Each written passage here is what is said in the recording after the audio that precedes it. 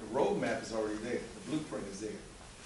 So I want you to take away what you just asked me and supplant that with, how do we get the ability to vote?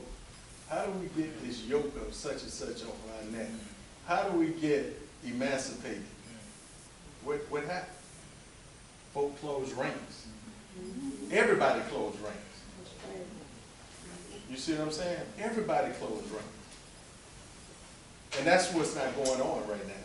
And that's what I was telling Brother Eric. I said, New Haven is fortunate because it's a small community.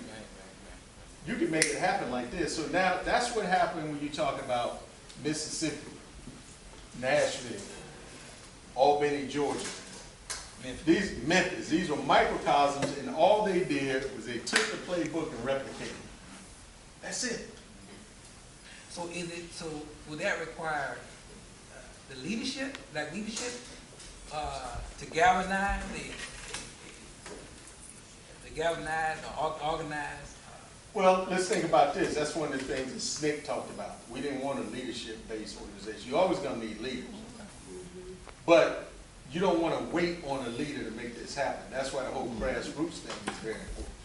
You know, and that's why, again, this could have been more timely to talk about this. And I think this is something we can dive our teeth into and teach our kids. This is something that's close enough because it was dealing with young people. It was dealing with college students. Like I tell my students at Yale, it was college students who started the Afro-American Culture Center, not Dean Cohen. It wasn't some old funny guy.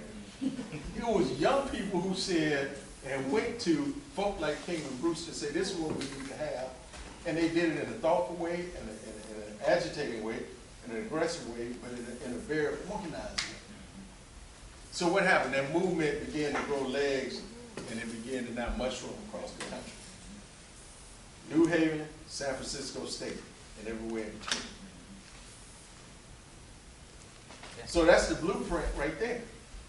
So history is just nothing that you talk about in some intellectual isolation or intellectual incubator. History is something that you have to embrace because it's a roadmap. It's a blueprint. I mean, we've always heard that if you don't learn from the history, you don't repeat your past. So Brother Eric opened up the thing now, so now we're not dealing with Sam Bowers, the Imperial Wizard down there in the South. We're dealing with Jamal and Pookie now. That's who we're dealing with. In fact, it was a study that said when you walk through Harlem, the safest person in Harlem is a young white lady.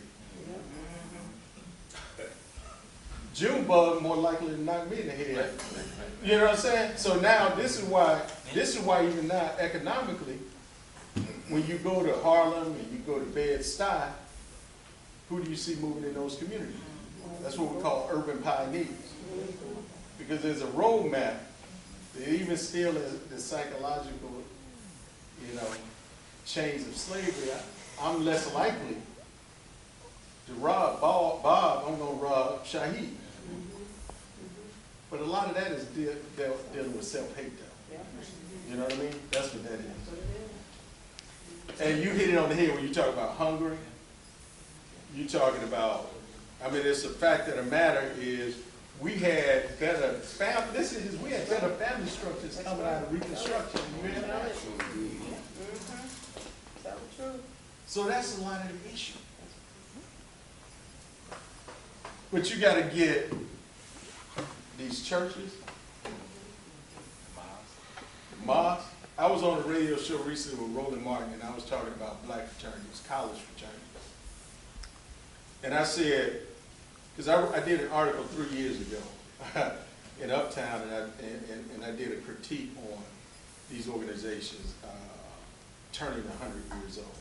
So the last of the pre-civil rights college fraternities turned 100 years old this year, 5/8/6, 1914.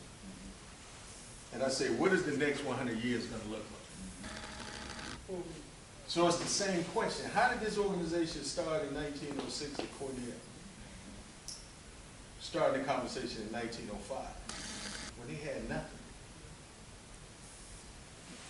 Because they had an idea and they were rooted in something cultural.